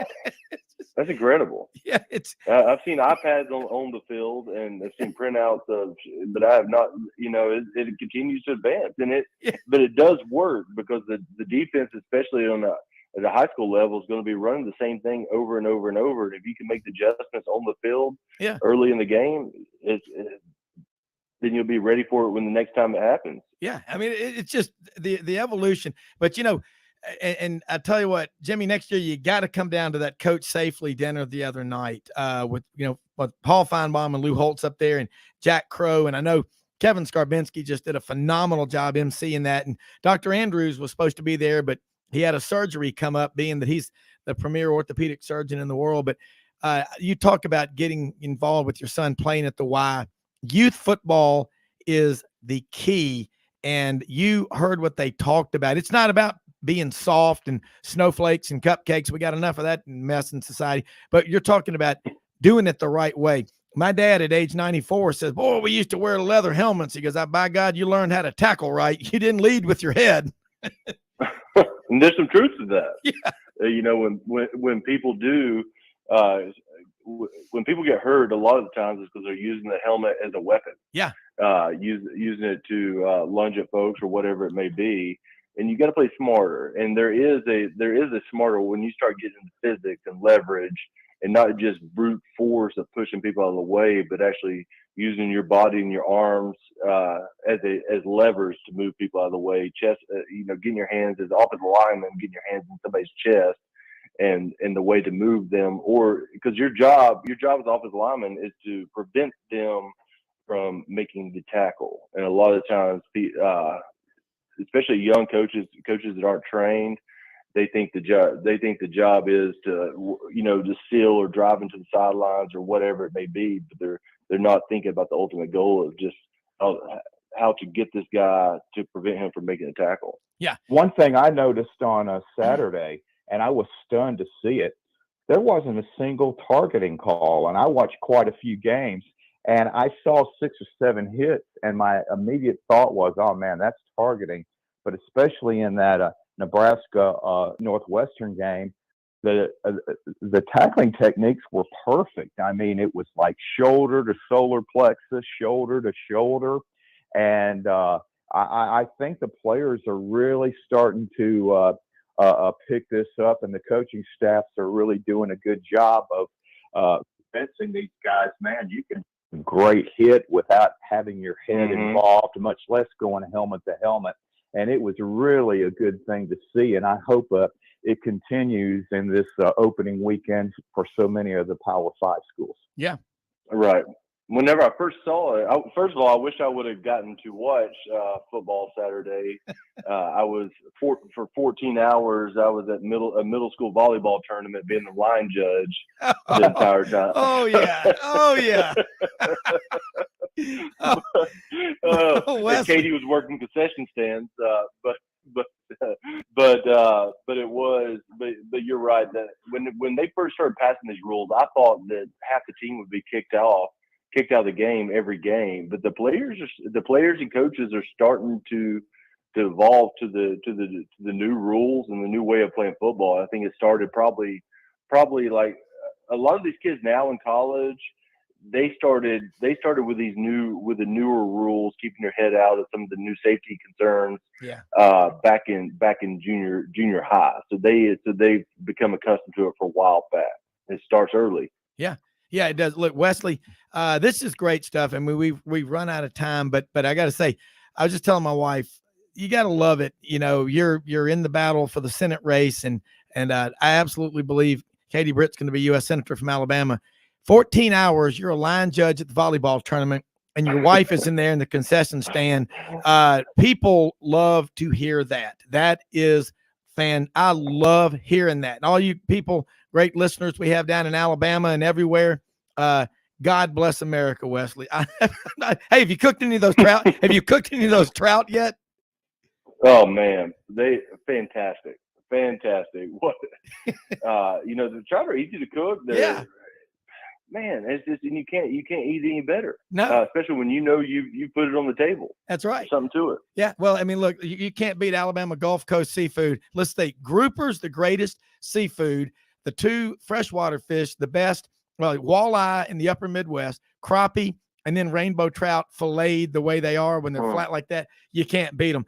Wesley, I know you got a lot going on today. Let people know how they can follow you in the campaign and look forward to your next visit. And again, thanks so much for taking time out on a Monday with us. Oh, thank you so much for having me, Rob. Jimmy, it's always an honor to speak with you. Yes, please learn more about the campaign. Go out on katiebrittforsenate.com or any of the social media platforms at Katie Britt for Alabama. Katie Britt for AL is the handle. So we look forward to getting to know you better, and good look forward to fighting alongside of you for the fabric of our country. Absolutely, man. We're glad for it. And again, 14 hours Katie Britt served in the concession stand. Don't ask her for any snow cones. Hey, be good, okay? Thank you. Thank you. God bless. All right. God bless you, man. All right. We're going to be joined by Wes Moore, ESPN 103.7, The Buzz over in Little Rock here in just a minute. Jimmy, great questions, man. I'm going to tell you what, that was good stuff. And I like the way Wesley broke it down about the Mike and the Sam and the Jack linebacker and all that. But he's, again, along the lines of what Steve Spurrier has said so long. I study defenses. That's why I can attack them the way that I do. He said that when he was coaching, and I bet at age 70, whatever, Steve Spurrier could go out and win. We'll be right back to talk about it.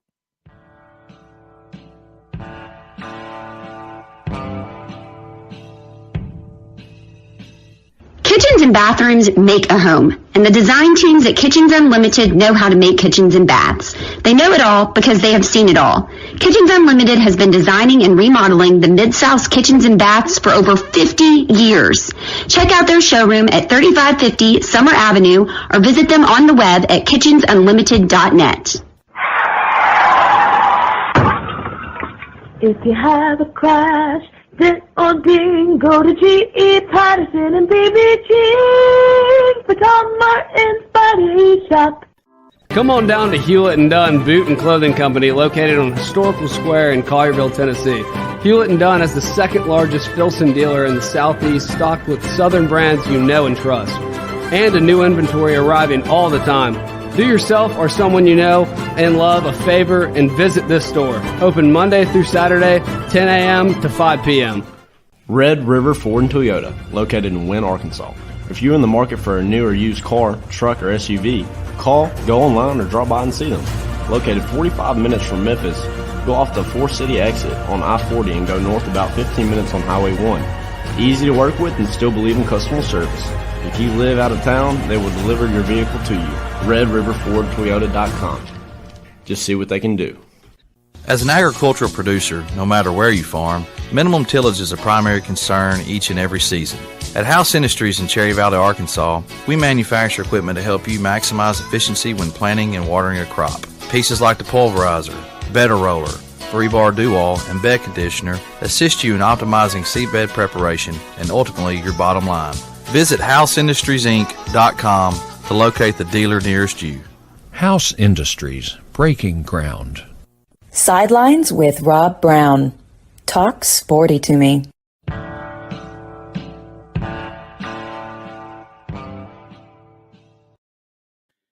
All right, Rob Brown back here with you for the final segment. Wes Moore joins us right now over in Little Rock, ESPN 103.7, The Buzz. We're broadcasting all over www.sidelines.live and on Kicks 96.3, Central Alabama, Lake Martin area. All you lucky folks sitting out on the lake, God bless you, man. Thanks for listening. Wes, got a big one. They're all big. Arkansas, Cincinnati, this coming Saturday. And here's something I'm going to ask you about. You look at Arkansas; they got the neutral site game in Fort, down against Texas A&M at Jerry's World. But 4 of the first 5 games are at home. But you've got Cincinnati opening up Saturday, then South Carolina.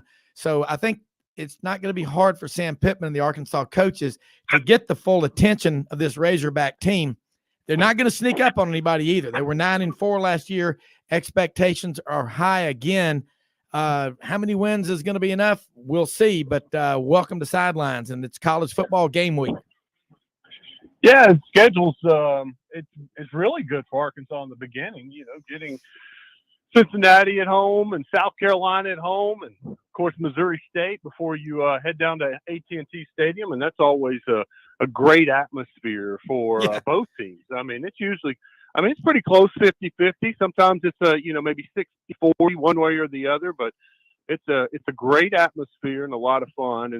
And of course you get Alabama at home, and that kind of starts the gauntlet because you go Alabama at Mississippi State, at BYU, get a week off, and then you go at Auburn. So, I mean, that's a tough stretch right there.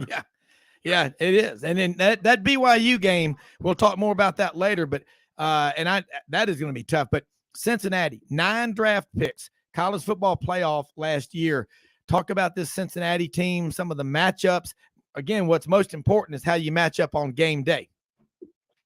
Well, I think it all is going to be about the quarterback. You know, they graduated a really good player that I think was overlooked a little bit and doing well with the Atlanta Falcons right now. So I heard we had Clint Sterner on the other day, and Clint said that guy deserves to be starting in Atlanta. He's that much better. He's not a big fan of Marcus Mariota, but it's a great point that's how dynamic of a quarterback that Cincinnati lost. So it's all about replacing him now. And look, Luke Fickell, this isn't, the first time he's had to reload. And that's what they feel like they can do at Cincinnati now is reload.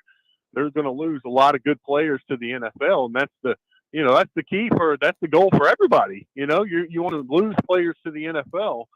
And when you're able to do that, you put players in the NFL, that shows those recruits that, you're doing what they want and they want to be in the NFL. And so that helps you recruiting. And that's what they feel like at Cincinnati now, that they've lost a lot, but they got guys ready to step in and show that they're the next group of guys that are going to the NFL. Yeah, and Luke Fickell can coach. And Cincinnati's been a launching pad for a lot of good coaches. I mean, Brian Kelly stopped there before Notre Dame. I don't know, Luke. Someone's going to stay there long term and eventually just build that program into a perennial college football playoff contender. Do you see anything on the offense or defense that concerns you with what personnel Arkansas will bring Saturday? Well, and we're going to find out later today when they release the depth chart and we get an update on some injuries. But it's not any major injuries. It's been a bunch of just little, these little they keep them out for a week to 10 days, and Hazelwood, the wide receiver, is one of those. We don't know how long he's going to be out. We know it's not season ending or anything like that, but Coach Pittman indicated he wasn't practicing last week and they were hoping to get him back for the Cincinnati game. That's a concern. Offensive line's been beat up, and you've had a lot of guys missing some time in fall camp the last couple of weeks.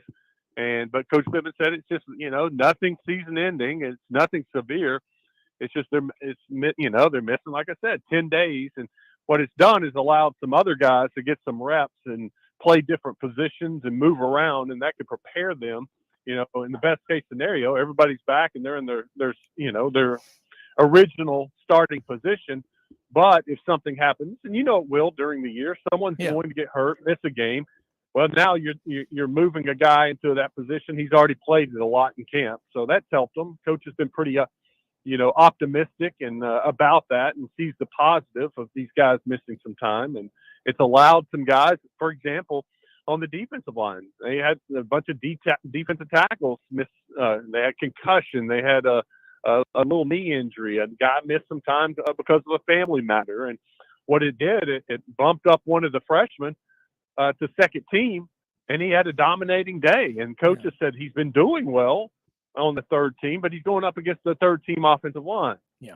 And then they thought, when they saw him go up against the second team offensive line, which they really liked, and he still had a dominating performance, they were like, whoa, wait a second.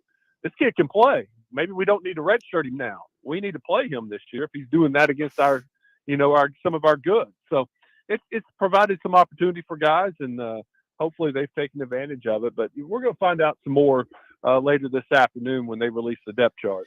Yeah, well, I mean, the fans are chomping at the bits, and Jimmy and I talk about this with everybody. I think we talked with the Tennessee report last week. They got 17,000 new season ticket holders, and Arkansas last year really had great crowds. This is what's great to watch as a team is building, is ascending toward the top. And, Arkansas, I think this year with KJ Jefferson at quarterback, they're a threat in every game, although they have a really, really difficult schedule. But again, 4 of your first 5 up in Fayetteville, that can help as long as you don't get complacent. And I don't think that's going to even happen at Arkansas. They just seem like they're really a hungry program. Jimmy, I know you got some questions for Wes Moore. Let's go. Well, again, I've said that Arkansas could very well be a better team than last year, but the record might not show it. I mean, this schedule has to unquestionably be number 1 in the country. I mean, we've talked about Cincinnati and Arkansas, and then even the Missouri State game is going to have intrigue with Bobby Petrino coming to town. I wondered how many Hog fans are going to be showing up at the stadium wearing neck braces, but anyway. And then I mean, look at this streak of games. You go to Jerry World to take on A&M, then you get Bama, then you have Mississippi State, who they really want to make amends for that offensive performance against Arkansas 2 years ago, and performance wouldn't be the right word. It would be debacle. So I'm sure they want to settle a score there. And then, good grief, in the middle of all of this, you go out to Provo to play Utah. And then the week after that, you get Auburn. I mean, good grief, you'd better have depth because, I mean, this is the most unforgiving league I think college football's ever seen. Coach had the great fact at Media Day. He said, we're the only team in the country that's playing every one of our opponents in the postseason last year. I mean, you think about it, every one of them went to a bowl game of some sort, and then you had Missouri State in the FCS playoffs, and they're a top 10 team to start the year in the FCS. So while, yes, you should be able to beat Missouri State, they're not going to be, just an easy cupcake game that you can say we're going to play our starters for one half and get them some rest. There's not a game like that on the schedule this year. Yeah. And normally there's 1 or 2 of those, but not this year. So you're right. That depth is going to be a huge, huge part of this team. And injuries, if they can avoid this big serious injuries to, one of their key players, you're going to lose somebody, but it can't be a KJ Jefferson or, a Bumper Pool or, they had to play without Jalen Catalon last year for half the year, and they survived that. But, man, he's so good. He brings a lot to that defense. You don't want to lose him. We talked about the defensive line for Arkansas, and that's going to make guys like Jalen Catalon so much better. I mentioned last week on the show there are 7 or 8 Razorbacks on the Senior Bowl watch list of the top players in college football. That was released last Wednesday night by Jim Nagy and the Senior Bowl people. Molly Middleton put that out. I'm sure you've seen it, but that's a good sign. I mean, and in comparison, Georgia had 6, Arkansas had 7, LSU with a bunch, maybe 11, Alabama with 12, Auburn with 8, but A&M only had 3 on that list. It's trending in the right direction. And by the way, went to the Wynn Marion game Friday night over in Wynn. If you got any pull over there, they need more concessions. There were 7,000 or 8,000 people in the stadium, people tailgating everywhere. The smoke on the field during the game from all the cookouts was incredible. But man, high school football, you get to cover it for Fox Sports 16 in Little Rock. It's alive and well in the natural state, isn't it? Oh, and you picked a great game. Yeah. I tell you what, Wynn showed me a lot because Marion's one of the better teams in 6A, and I watched them scrimmage the week before, and Marion made a run in the playoffs last year with a bunch of juniors, and I expected Marion to win that game and win. Man, they showed me a lot. That was a great win for Wynn. Yeah. The city with a smile. And our friend Jim Cherry's son Ben executed an onside kick brilliantly, kicked the field goal, having a big night. But I'm going to tell you what, that is a tough place to play. But I'm just so glad to see these high school football. It's where it all begins. Of course, it begins at Little League, Pop Warner, middle school, and all like that. But man, the interest in football in the state is really, really big. And I absolutely love seeing it. All right, got to ask you this too. When you think about this Arkansas team, again, you look at the offensive line because of who the head football coach is. and in recruiting, Arkansas is doing well. I just think that it's the right mentality to have to start from the offensive line, defensive line, and build out from there. How different is this roster now going into year 3 compared to what it was? I know some of the guys have gotten better, but kind of compare it, the takeaway in year 3 now, because I think it's a lot better. No doubt, and it's bigger, and they've recruited bigger, and then some of the guys that you saw on the field 2-3 years ago, but they were young, they were freshmen and sophomores, and they were having to play as freshmen and sophomores. I mean, they had to play; it wasn't a choice. Well, now those guys have matured, and I mean, Isaiah Nichols is one at defensive tackle. He's going to be the starter there, and he's been there now for 5 years. He looks like a defensive tackle. Well, and he started out and he was playing defensive end, and he looked like an undersized defensive end, and now he looks like an SEC defensive tackle. And that's the biggest thing I see, biggest difference. You know, we'll notice it today when the 2 deep comes out. I don't think there are going to be a lot of freshmen and sophomores on that 2 deep, and if they are, they must. You know, there's a reason why they're studs. Yeah. But this is an older team. It's a bigger team, and it starts on that offensive line. You look at it, and when those heights and measurements and weights come out, it's going to be impressive. And, they got 4 returning starters on that offensive line. The 5th, it was at left tackle. And look, there was a lot of concern. You lose your left tackle, right? That's a big deal. Well, Luke Jones out of Pulaski Academy, signed with Notre Dame out of high school, and left, transferred to Arkansas. He's won that spot, and it's not even a battle. I mean, he just took it and ran with it. And we got Trey Knox, the tight end. He comes on our show once a week. We signed him to an NIL deal. And I asked the other day, I said, Trey, give me, we know about KJ and Rocket and all the big names. Who is somebody we don't know is about to have a big year? And he said Luke Jones. Now, I don't know how left tackle has a big year. Usually if he's doing his job, nobody's talking about him. But so try doing it without him. Yeah. He said Luke has been great and has just been so good at that left tackle spot. So I'm excited about that. And then, hey, Trey Knox, let me give him some love, because I told him, look, when I go on these shows around the country and they ask me somebody who's going to have a breakout year, I say Trey Knox. I hope I'm not putting pressure on you. He says, no. I like that, and I think that too. I think I'm going to be the breakout star on this team. So he is. He came in as a wide receiver. It didn't work out, but he had a big body, big frame, and a lot of people, he said, had told him, you're probably going to end up as a tight end one day because you're so big. And he kind of embraced that. And I just found this out. I thought the coaches went to him and asked him to move to tight end, but it was him. He went to him last year after, I think, the first or second game, and said, can I move to tight end? And they said, yeah, if that's what you want to do, let's do it.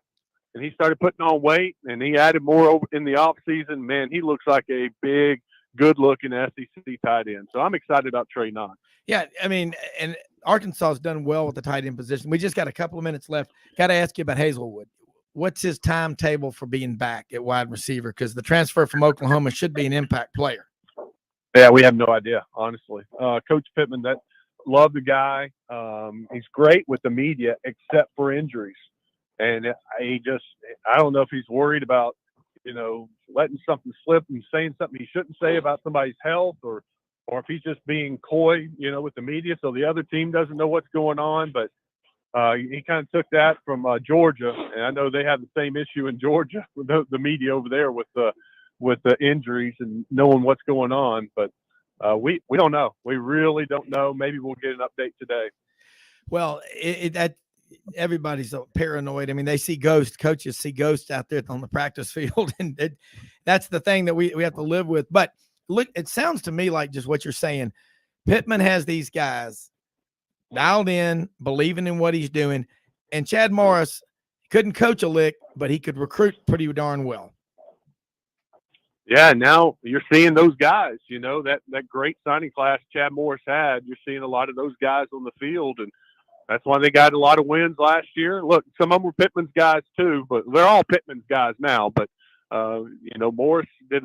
That's the one thing, if he's got a legacy here. He had a great recruiting class, and those guys are really helping out, and that's what got them, to 9 wins last year. That talent on the field, and but now Pittman hit it, and he's hits ground running recruiting, and he's following it up. So that's what it takes. You got to have the athletes, and Pittman has followed up Morris and done a really good job recruiting, and they've got another class that they're working on. They're pretty much full for 23, and that's unheard of for Arkansas. Now they're working on 24. Yeah. Well, Chad's commitment, his contribution obviously was at the skill 40 position seconds because left. because he made it a point to say that we need linemen that are mobile and can hurry up and get to the line of scrimmage in this hurry up, no huddle offense. But the problem with that was, you weren't going to have any kind of power running game. Yeah. And it didn't take Sam long to correct that situation. Yeah, and let people know how they can follow you. We just ran out of time, unfortunately, but great stuff, Wes. You bet. Go to Twitter. I'm at Wess, 2 S's in Wess _more. You can listen to us on the Buzz today, 1037thebuzz.com, or go download the Buzz app. We got a brand new app, and it's looking good. People are really happy with it. So go to your app store and download the Buzz app. All right. Thank you so much. Hey, everybody, we most often see the face of Christ in the least among us. Go out and help somebody with the expectation of nothing in return. We'll see you tomorrow. Have a great day, everybody. We're out of here.